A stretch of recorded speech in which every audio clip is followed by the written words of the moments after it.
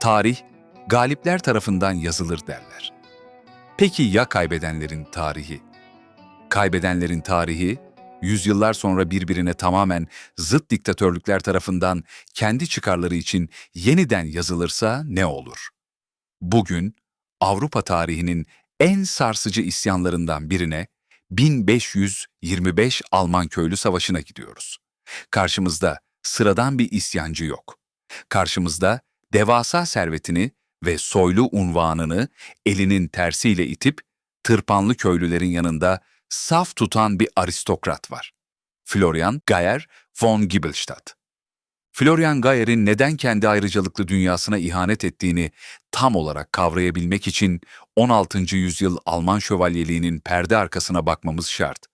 16. yüzyıl Kutsal Roma Cermen İmparatorluğu'nda şövalyeler devasa bir varoluşsal krizin içindeydi. Kulverin gibi barutlu piyade silahlarının savaş meydanlarına inmesi, ağır zırhlı süvarilerin 1000 yıllık askeri tekelini yerle bir etmişti. Savaş alanındaki mutlak üstünlüklerini kaybeden şövalyeler, hayatta kalabilmek için kılıçtan ziyade hukuki imtiyazlara ve köylüler üzerindeki acımasız bir sömürüye yönelmek zorunda kaldılar. Bu dönemde şövalyeler, sanılanın aksine eşitlikçi bir silah arkadaşlığına sahip değildi. Kendi içlerinde keskin bir hiyerarşi vardı. En büyük ayrım kanın eskilik derecesiydi. Kökleri 14. yüzyıla ve eski şövalye turnuvalarına dayanan Uradel, kadim soyluluk sınıfı, sonradan kraliyet fermanlarıyla unvan alan Briefadel, beratlı soyluluk sınıfını sürekli aşağılar ve dışlardı. Siyasi güç açısından ise en tepede Reichsritter yani imparatorluk şövalyeleri yer alıyordu. Sadece Kutsal Roma İmparatoruna doğrudan bağlı olan bu şövalyeler, kendi küçük malikanelerinde adeta bağımsız birer devlet başkanı gibi vergi toplar ve yargı yetkisi kullanırlardı. Onların altında ise yerel prenslere boyun eğmiş Landsässiger Adel, bölgesel şövalyeler bulunuyordu. Şövalyeler, statülerini korumak için vivre noblement, yani soylulara yaraşır, şatafatlı bir hayat sürmek zorundaydı. Ancak bu şatafatın faturasını köylüler ödüyordu. Şövalyeler, Edelmannsfreiheit, soylu özgürlüğü, adı verilen emsalsiz imtiyazlar kopararak sadece kendi arazilerindeki değil, çevrelerindeki tüm köylüler üzerinde yargı hakkı elde ettiler. Vergi veya angarya ihtilaflarında hem yargıç hem de davacı olma gücüne eriştiler. Geleneksel hukuku bir kenara bırakıp Roma hukukunu silah olarak kullanarak köylülerin ormanlarını ve otlaklarını ellerinden aldılar. Artık şövalye olmak savaşta cesaret göstermekle değil, bürokrasiyle alakalıydı. Diplomatik görevlere gelmek veya tarikatlara girmek isteyen biri Adelsprobe, soy testi denilen zorlu bir bürokratik engeli aşmak zorundaydı. Bu test, adayın tam 4 kuşak geriye giderek 16 büyük atasının tamamının kesintisiz soylu olduğunu kanıtlamasını gerektiriyordu. İşte 1524 ile 1525 Köylü Savaşı'nı ateşleyen şey tam olarak bu hukuki yabancılaşma ve dayanılmaz ekonomik sömürüydü. Ve Florian Geyer, en üst tabaka olan Uradel, sınıfına mensup bir imparatorluk şövalyesi olmasına rağmen bu çürümüş statükoyu yıkmak için kendi sınıfına savaş açacaktı. Florian Geyer yalnızca bir isyancı lider değildi. Kendi servetiyle donattığı efsanevi Schwarzer Haufen, yani Kara Bölük adındaki elit birliğin komutanıydı. Ancak onun asıl hikayesi savaş meydanında öldükten çok sonra başladı.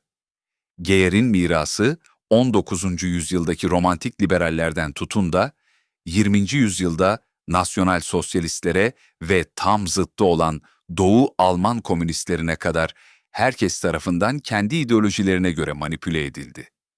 Hatta onun adına yazıldığı sanılan ve yıllarca 16. yüzyıla ait otantik bir eser zannedilen ünlü marş bile aslında Birinci Dünya Savaşı sonrasında uydurulmuş devasa bir müzikolojik kurguydu. Peki, gerçek Florian Geyer kimdi? Gelin, Kutsal Roma Cermen İmparatorluğu'nun karanlık ormanlarına ve kanlı savaş meydanlarına doğru derin bir yolculuğa çıkalım.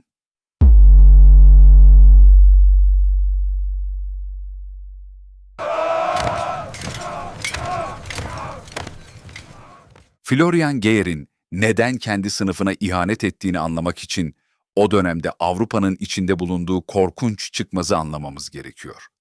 1524 ile 1526 yılları arasında patlak veren Alman Köylü Savaşı sadece fakirlerin zenginlere duyduğu basit bir öfke değildi. Ekonomik, hukuki ve dinsel krizlerin aynı anda patladığı tam bir polikriz ortamıydı. Geç Orta Çağ'da kara vebanın yıkıcı etkilerinden kurtulan Avrupa nüfusu hızla artmış. Bu da Kutsal Roma Cermen İmparatorluğu sınırları içinde devasa bir demografik baskı yaratmıştı. Artan nüfusla birlikte tarım arazileri daralmış, enflasyon fırlamış ve temel gıdalarda ciddi bir pahalılık baş göstermişti. Tarihçi Horst Bussello'nun çalışmalarına göre bu ucuzluk ve pahalılık döngüleri köylülerin hayatını adeta bir kabusa çevirmişti. Feodal beyler ise artan askeri harcamalarını karşılamak için köylülerin üzerindeki vergileri acımasızca artırıyor, serflik koşullarını ağırlaştırıyor ve köylülerin yüzyıllardır kullandığı ortak orman ve su haklarını ellerinden alıyordu. Bir tane parantez açalım, serflik yarı köle, yarı köylülük demektir. Yani köle köylü, köle çiftçi. Bu grup feodal düzende alt sınıftı. Buna bir de hukuki bir darbe eklendi. Yüzyıllardır süregelen ve ortak mutabakata dayanan Cermen, gelenek hukuku yerini elitlerin çıkarlarını koruyan Roma hukukuna bırakıyordu. Sıradan halk, bu yeni sistemi kadim haklarının resmen gasp edilmesi olarak gördü. Eski hakların iade edilmesi isteği isyanın en büyük kıvılcımlarından biri oldu. Ve tabii ki din. Martin Luther'in 1517'de başlattığı teolojik eleştiri hızla politik bir devrime dönüştü. Luther, herkesin İncil'i kendi dilinde okuyabileceğini söylüyordu. Köylüler, bunu feodal otoriteye karşı bir özgürlük manifestosu olarak yorumladılar ve taleplerini haklı çıkarmak için ilahi hukuk kavramını yarattılar. Hatta tarihin ilk insan hakları bildirgelerinden sayılan 12 maddeyi yayınlayarak serfliğin İncil'de yeri olmadığını savundular. Fakat Luther, köylülerin teolojiyi dünyevi bir isyan için kullanmasına şiddetle karşı çıktı ve isyancıları lanetledi. Bu ihanet hissi, köylüleri Thomas Müntzer gibi çok daha radikal liderlerin etrafında topladı.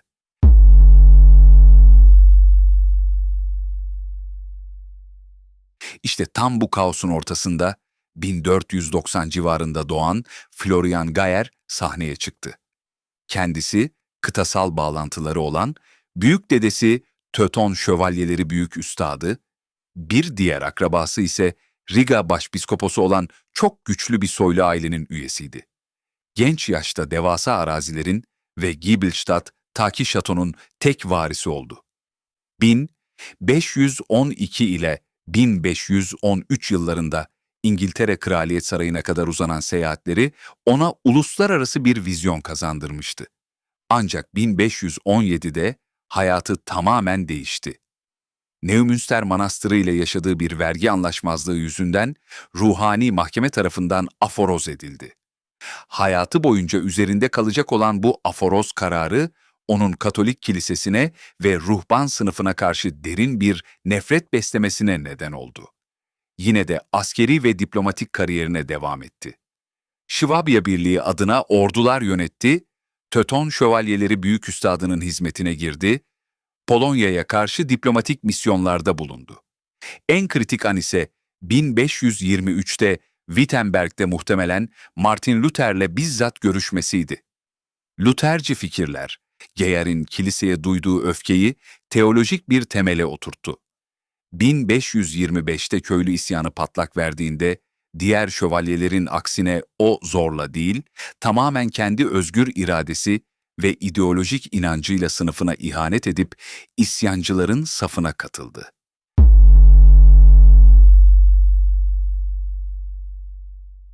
Köylü ordularının en büyük sorunu disiplinsizlikti. Lojistik ve merkezi komutadan yoksundular. Kendi içlerinde demokratik seçimler yapıyor, 5 kademeli karmaşık organizasyonlar kuruyorlardı. Ama düzenli prens orduları karşısında tutunmaları imkansızdı. Florian Geyer, isyana katıldığında şahsi servetini devreye soktu ve yaklaşık 600 ila 800 kişiden oluşan, dönemin paralı asker disiplinine sahip elit bir vurucu güç kurdu. Bu askerler siyah giyiniyor ve siyah bir sancak taşıyorlardı. Bu yüzden onlara Schwarzerhaufen yani kara bölük dendi. Kara bölük, köylülerin hantal ordularına kıyasla stratejik hedeflere saldıran profesyonel bir güçtü. Geyer'in taktiği zekiceydi. İsyanı kırsaldan şehirlere taşıyarak lojistik ve meşruiyet sağlamak. Kısa sürede Amorbach, Rothenburg ve Kitzingen gibi önemli şehirleri köylü ittifakına katılmaya zorladı. Artık karşılarında sadece tırpanlı köylüler değil, organize bir proto-devlet gücü vardı. Fakat sonun başlangıcı Mayıs 1525'te Würzburg'daki Marienberg Kalesi kuşatmasında yaşandı. Geyer müzakereyi savunurken radikaller sabırsızlanıp kaleye saldırdı. Karabölük'ün lağım kazma çabaları ve taarruzları profesyonel topçu ateşi karşısında eridi bitti. Bu başarısızlık isyanın belini kırdı.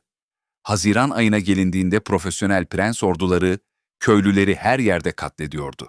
Sadece Königshofen'de 7.000 isyancı öldürüldü. Geyer'in kendi şatoları top ateşine tutuldu, 600 kişilik Karabölük'ten geriye sadece 200 yaralı kaldı.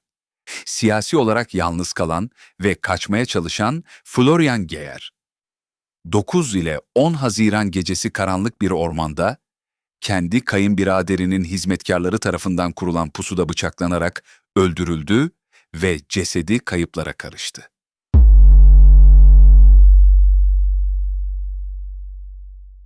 Florian Geyer 1525'te ölmüştü ama efsanesi 20. yüzyılda korkunç amaçlar için yeniden diriltildi. Tarihçi Lawrence Müller'in de belirttiği gibi tarih nesnel bir bilim olmaktan çıkarılıp devlet ideolojilerinin bir silahına dönüştürüldü. 1933'te Naziler iktidara geldiğinde bu sosyal isyanı alıp tamamen ırkçı bir hikayeye çevirdiler. Nazi tarihçisi Günter Franz, isyanı Roma hukukuna direnen bir Cermen dirilişi olarak tanımladı ve işi olaylara kurgusal bir Yahudi düşmanlığı eklemeye kadar vardırdı. Geyer, kan ve toprak ideolojisinin bir sembolü haline getirildi. İroninin en acımasız hali ise köylülerin özgürlüğü için savaşan bu şövalyenin adının İkinci Dünya Savaşı'nda sayısız savaş suçu işleyen 8. Sesse Süvari Tümeni'ne, 8. Sesse Tare Kavalleriye Tire Division verilmesiydi. Savaş bittikten sonra Doğu Almanya'da DDR kurulan komünist rejim ise Geyer'i bu kez tam tersi bir ideoloji için kullandı. Max Steinmetz gibi Marksist tarihçiler köylü savaşını erken burjuva devrimi olarak adlandırdılar. Florian Geyer kendi egemen sınıfını reddedip işçilerle köylülerle birleşen ideal sınıf haini olarak kutsandı. DDR yönetimi akademik nesnelliği tamamen parti yandaşlığına kurban ederek Geyer figürünü devlet propagandasına entegre etti.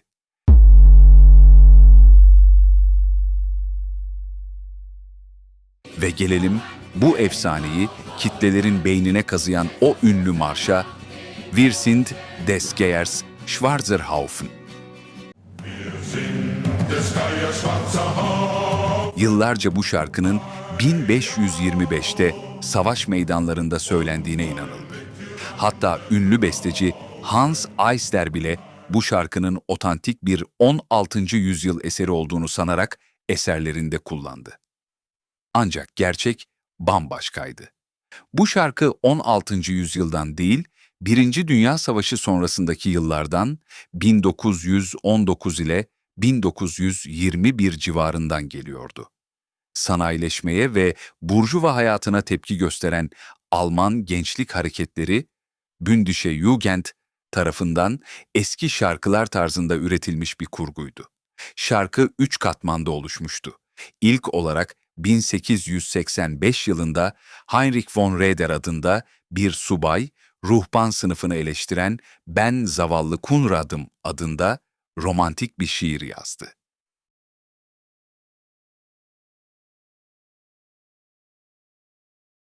İkinci olarak 1919'da Fritz Sotke bu şiire o sert ve ritmik gitar akorlarını ekleyerek kitleleri ateşleyen bir marş haline getirdi.